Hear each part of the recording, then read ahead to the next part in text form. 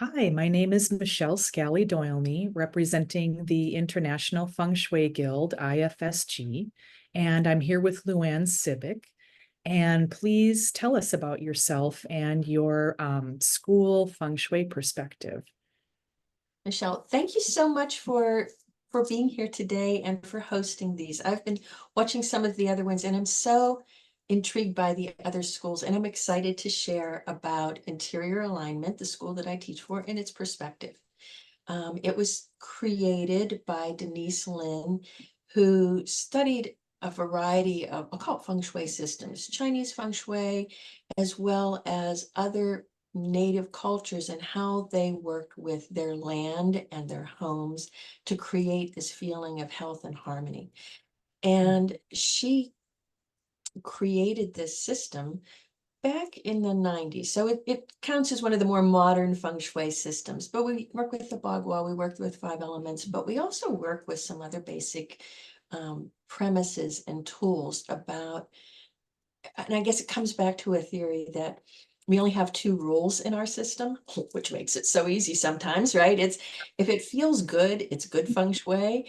And if it feels bad, oh, it's bad feng shui. And then everything else we learn is a tool of how can we make it feel like good feng shui.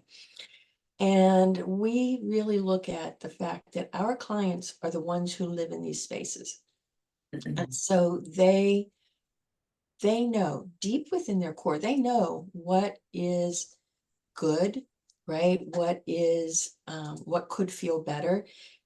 And so we kind of look at our role is, yes, we know all the tools, we know all the colors and elements and symbolism that could help, but we really need to understand what would feel good for them. And so what's a little bit unique about our system, and I think some other systems might do these kinds of things now, but when Denise started, what was really unique was doing what we call a guided journey or a synchro alignment process with the client for them to really notice their home, maybe at that more subconscious level, and even be open to what their home wants to tell them, right? We look at everything as a being, and it's like, what does your home, who loves you very much, want to tell you? So we work with that as one of our many tools. We also acknowledge that we live in the 21st century and we have issues to deal with that the ancients didn't. So we have a healthy home section of our program as well that looks at environmental, chemicals, electromagnetic energy, and how that impacts us as well. So that's a little bit about the School of Interior Alignment that I teach for. Great, wonderful. So what was your inspiration, or do you have someone that influenced you to get into feng shui? Well, it would be Denise Linn, but it was kind of it was because I was just so desperately not happy with my corporate IT job, right? I used to love it, and I worked in IT for 20 years, and there were aspects of it, the job of creating ways to help people be more effective and efficient at their jobs. I'm a helper kind of person. That's what I like to do. And so that was fulfilling, but the rest of it was not fulfilling. So I would take courses in interior design and color and aromatherapy and card reading, like just all of these things that I considered fascinating hobbies, but could never be a real job. And then one day I came across Denise Linn's book, Feng Shui for the Soul, in the Barnes and Noble.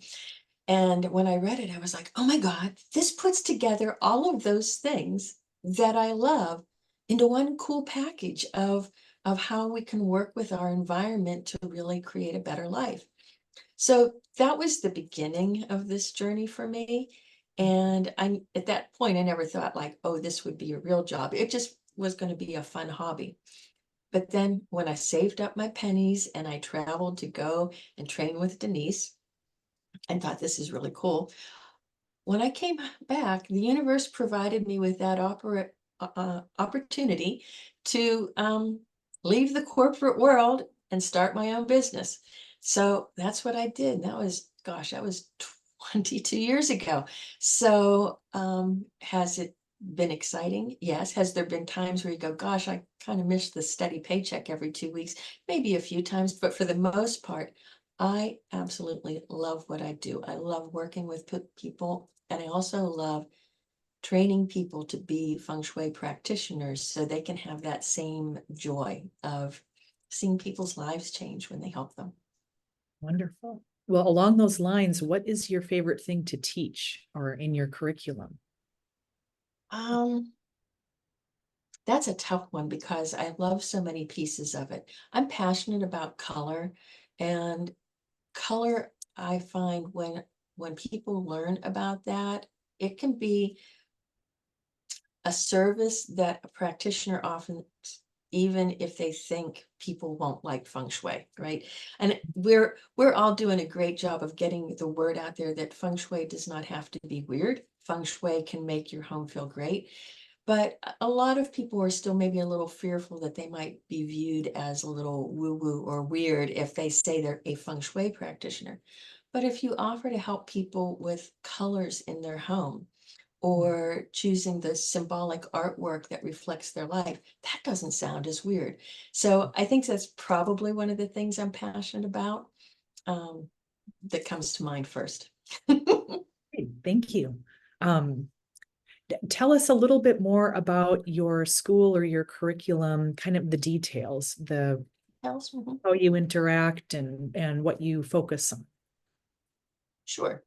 So a little history. 21 years ago, when I stepped into also being a teacher of interior alignment, our curriculum was very much that it was an in-person course. And so that you would come here. I'm lucky enough to live on 88 acres. We have a little retreat house here. And so my classes were small and intimate. People would come here and we would sit outside, we would learn about the elements and have that wonderful experience. And as time went on, we added more aspects of an online component in conjunction with the onsite. But then COVID happened. And so the School of Interior Alignment thought we need to shift and change. So many other people are also offering opportunities for people to learn at a distance. So we worked really hard to create a same information, but delivery of the program online in a way that still honors that in-person experience, right? We still want people to connect with each other. We still want people to be able to not just learn information, but feel the difference. So a lot of it is like, what work can you do on your own house? And then how does it feel? And how does your life shift? And then working with the others in the class and seeing what changes and what things happen in their life. And then learning how to work with clients at a distance over Zoom, right? So being able to do distance consultations, as well as like following me on a consultation with an in-person client. So they're watching on Zoom as I go to a client's home and they see how you can conduct a feng shui consultation in person. So that's the process that I've been offering for the past few years, as well as generally once a year, I'll also have an in-person retreat kind of style class. So those are the options that I'm offering now for feng shui certification. Thank you. All right. Well, fun question. What words of wisdom would you offer to your younger self? You know, that don't sweat the small stuff comes to mind. But I look back and, we all have a journey in life and we can say, oh, that was a mistake. But when I look back on it, I'm like, I learned something from that. And it's just that you learn and you move on, right? You kind of have to think. Sometimes I think, what if right out of high school, I hadn't gone to school for computer programming and I had gone to school for interior design, and maybe I would have been in this role of helping people with their homes 20 years earlier. But the thing is, I learned a lot of really interesting, wonderful things in the world by going that direction. One of the opportunities I had, um, as I was IT manager at a major rehabilitation company, a hospital, and I had been I had taken some workshops on feng shui with various people and read a lot of books, right? I won't call myself an official feng shui practitioner at that point, but I had a lot of information. I started using it in my office. And then people wanted to come to our office for their meetings and started requesting coming there because and I said, why do you want to come to our office for your meetings? And they're like, well, because we get things done. And I'm like, haha. So the CEO then asked me to go through the whole facility. And she goes, I don't know what this feng thing is that you do, but just go work with the maintenance department and the housekeeping department. Just have them do whatever, you think needs to be done. I would have never gotten that opportunity, right? And what was so cool is that it worked. Like the staff, the goal was to have people feel calm, that the goal was to have patients feel relaxed and empowered. And I got such positive feedback. So was that a mistake to work in that job? No, it gave me opportunities that I would have never had otherwise. Oh, wonderful. Well, thank you, LuAnn. Is there anything else that you'd like to share before we go to your information screen? Only that there are so many wonderful feng shui teachers out there. And when somebody's looking to become a practitioner, check everybody out. Find the person who resonates with you, find the philosophy that resonates with you.